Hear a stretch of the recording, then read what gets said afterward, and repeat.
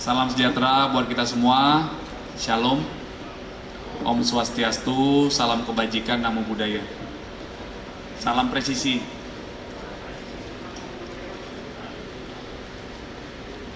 Yang kami hormati Bapak Budianto, rekan-rekan beliau hadir, beliau adalah Ketua Sekretariat Satgas Pasti.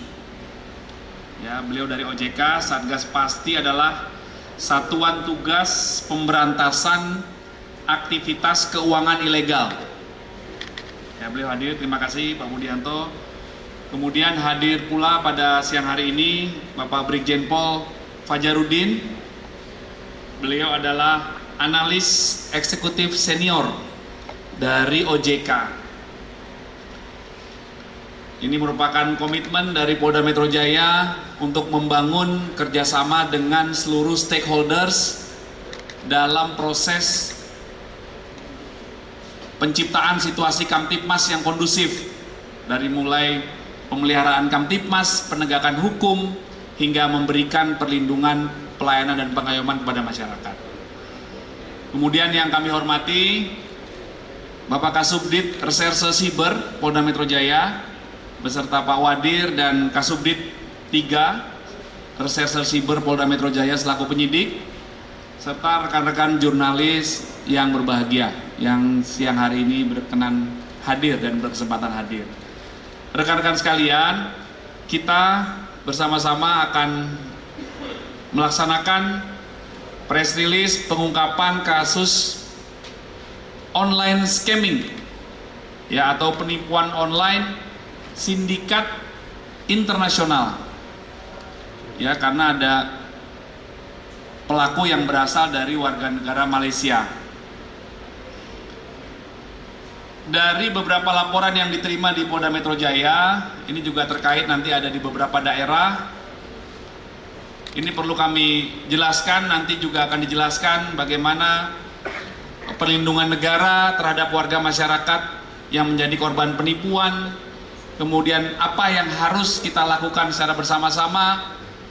Rekan-rekan media nanti akan menyampaikan himbauan dan edukasi dari semua pihak yang hadir di sini, sehingga kita memberikan perlindungan kepada masyarakat agar masyarakat tidak menjadi korban penipuan online ini. Mereka sangat teliti, sangat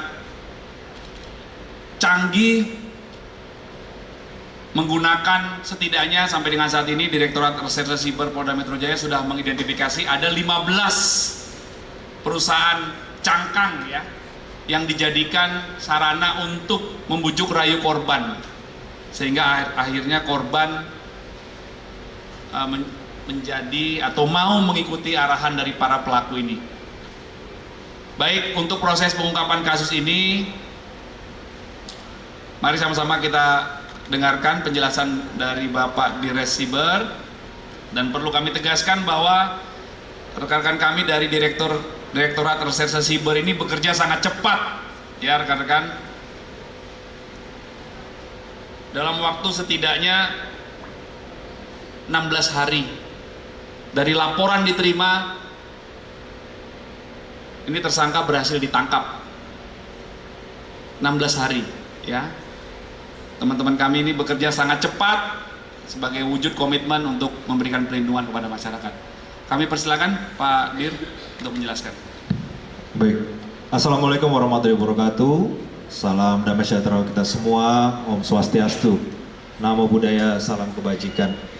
Yang kami hormati para senior kami dan rekan-rekan dari Satgas Pasti yang sudah banyak memberikan juga masukan di dalam proses pengungkapan ini, Bapak Kabitumas dan seluruh rekan-rekan media yang hadir dalam acara konferensi pers terkait masalah pengungkapan tindak pidana penipuan dalam bentuk modus operandi perdagangan saham fiktif dan perdagangan aset kripto fiktif menggunakan aplikasi secara online atau daring, yang kalau di dalam bahasa cyber, kejahatan cyber dikenal sebagai computer assisted crime dengan modus kita kata sebagai online scamming. Jadi Bapak Ibu semuanya, berawal dari adanya laporan polisi yang secara berturut-turut dengan modus yang hampir serupa. Jadi korban ini mereka ditawarkan melalui penawaran marketing di beberapa aplikasi seperti Facebook salah satunya. Kemudian diiming-imingi apabila bisa mengikuti di dalam proses perdagangan ini akan mendapatkan keuntungan yang sebenarnya keuntungannya masih relatif bisa dihitung secara wajar. Adalah sebuah cara untuk mereka menarik yang kemudian nanti ketika korban melakukan top up atau menambah jumlah modalnya, ini akan mendapatkan keuntungan yang nilainya sampai dengan 150%.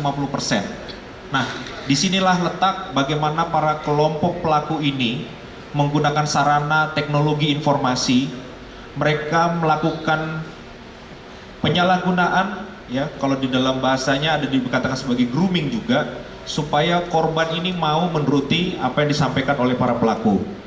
Ada 2 pelaku yang sudah kita amankan, jadi ini dikategorikan sebagai pelaku di layer pertama. Yang bersangkutan adalah warga negara Indonesia dan warga negara Malaysia, di mana tugas mereka adalah membuat, silakan mungkin diagramnya ya, ditampilkan, membuat perusahaan cangkang. Jadi perusahaan cangkang ini sebenarnya perusahaan resmi yang terdaftar secara hukum di Direktorat Jenderal AHU, tetapi seluruh pemilik saham dan board of director-nya, direksinya itu adalah fiktif. Jadi hanya nama-nama orang yang dipinjam saja untuk mereka melakukan aktivitas menerima dan menyalurkan uang yang masuk ke dalam rekening perusahaan. Kemudian yang kedua, ada lagi salah satu kelompok yang berada di luar negeri yang bertugas untuk melakukan operasi terhadap seluruh korban, baik dalam bentuk marketingnya maupun juga di dalam mengoperasikan tools yang ada. Jadi rekan-rekan, nanti di akhir kami akan tampilkan ada 2 orang korban, silahkan untuk diwawancara, sehingga bagaimana ketika mereka tertarik dan akhirnya menjadi korban. Apabila kita lihat, mohon tampilan aplikasinya ditampilkan slide-nya. Ini salah satu contohnya dengan nama Morgan Asset Group LTD. LTD artinya limited. Mereka ini menawarkan perdagangan saham yang menyerupai nilainya ketika itu dilakukan aktivasi sama seperti perdagangan di pasar bursa. Jadi nilainya sangat mirip, karena ini kita duga saat ini yang bersangkutan atau pelaku menggunakan beberapa teknologi yang juga mengcopy dari kegiatan yang sebenarnya. Jadi maksudnya ada perdagangan saham real, ini mereka melakukan perdagangan saham yang palsu. Ini salah satunya. Kemudian tampilan kedua, ini adalah perdagangan aset kripto yang nilainya juga sama. Mereka bisa dilihat up and down beberapa jenis-jenis kripto di sana bisa kita lihat. Itu di dalam jam saat yang bersamaan ketika kita melakukan cross check. Ya, jadi misalnya salah satu contohnya Bitcoin. Bitcoin nilai rupiah atau nilai US-nya berapa, itu akan sama yang ditampilkan di aplikasi ini dengan yang bisa kita lakukan checker di tempat aplikasi-aplikasi yang lain. Nah, inilah yang membuat para korban ini sangat yakin, dan ada beberapa dari korban-korban ini yang sudah melakukan withdraw atau penarikan. Jadi ketika mereka memasukkan uang senilai 500 juta, akan dihitung keuntungan 150%-nya, mereka boleh untuk menarik, dan itu diberikan oleh pelaku untuk memberikan ketertarikan.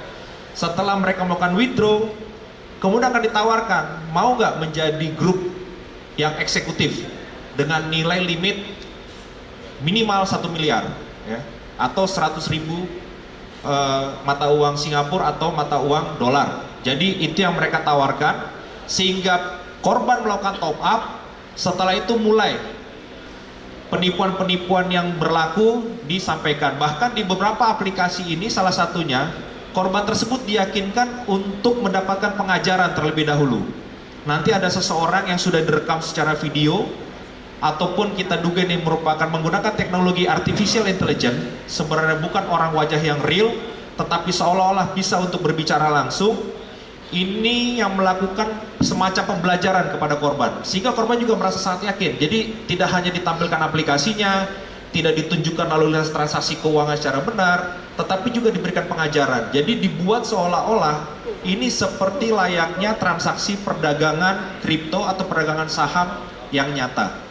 Nah, kemudian dari dua pelaku ini kami mendapatkan keterangan informasi bahwa mereka memang melakukan operasi untuk pengumpulan seluruh data ini berada di luar negeri, di Malaysia, dan ini juga atas kerjasama dari Hubinter sekarang dalam proses pendalaman, dan kami juga akan meminta bantuan nanti dari Interpol untuk melakukan proses upaya paksa terhadap para target yang sudah ada di dalam data informasi kami. Kemudian yang selanjutnya nanti akan dipaparkan oleh Pak Kasubdit 3 bagaimana peran secara rinci dari para tersangka dan juga barang bukti apa yang sudah ada di depan ini yang bisa rekan-rekan lihat semuanya untuk kegunaan yang dilakukan oleh para tersangkanya. Silakan, Pak.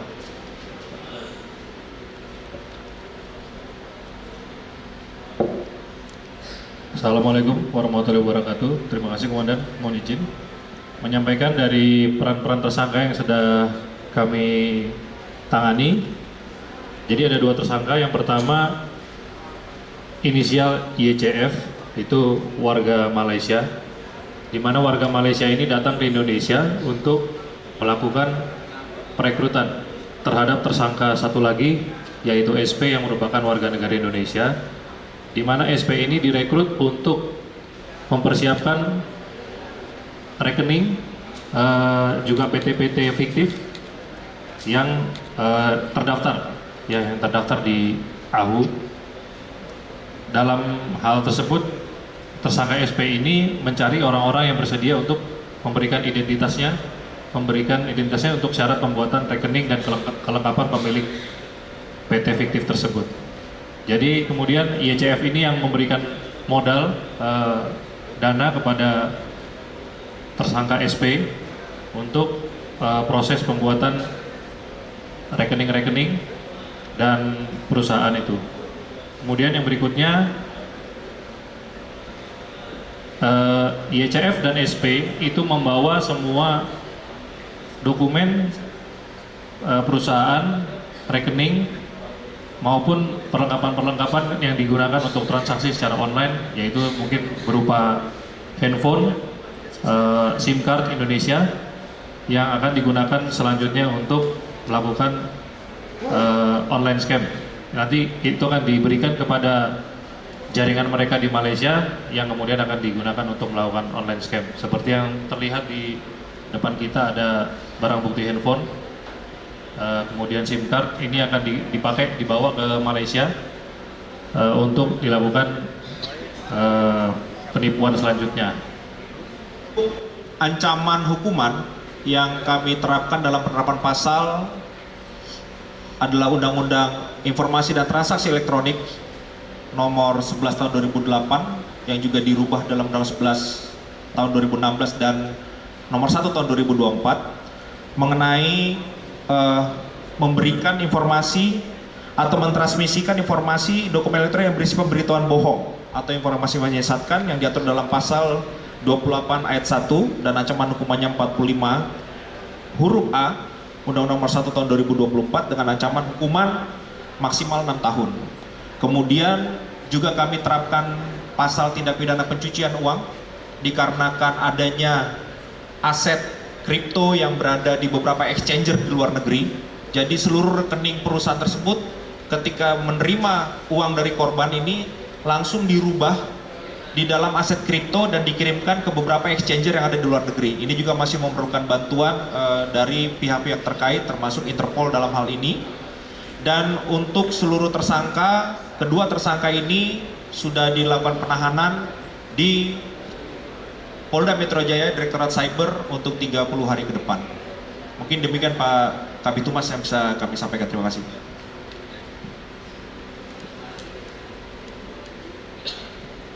Terima kasih. kasih Pak Direktur. Selanjutnya kita dengarkan arahan dan penjelasan dari Bapak Budianto dari Ketua Sekretariat Satgas Pasti. Kami persilakan.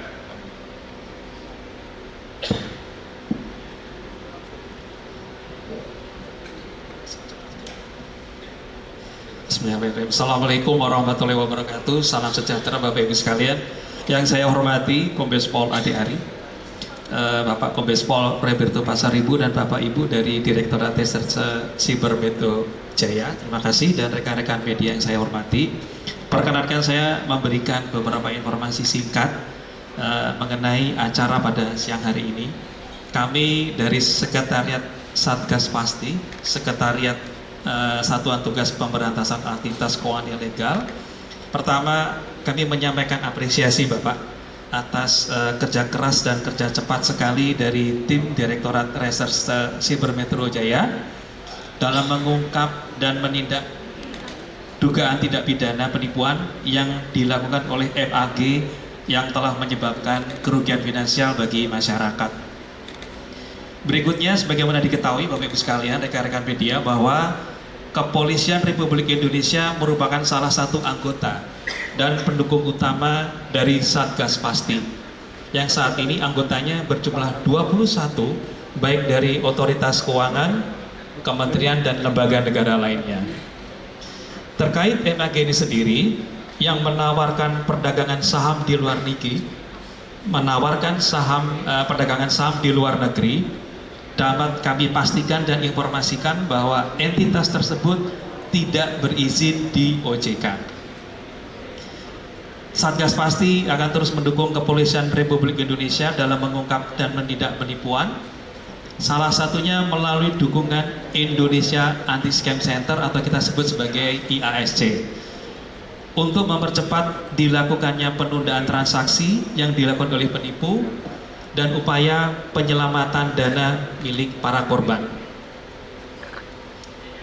Kami juga menginformasikan kepada masyarakat, mohon izin Bapak Ibu dari rekan media, tolong disebarkan informasi ini, bahwa dalam hal ada korban penipuan terkait transaksi keuangan, selain dapat menyampaikan laporan tersebut ke aparat penegak hukum seperti kepolisian tentunya, masyarakat juga kami himbau untuk melaporkannya ke Indonesia Anti-Scam Center atau kita sebut sebagai IASC di halaman website iasc.ojk.go.id.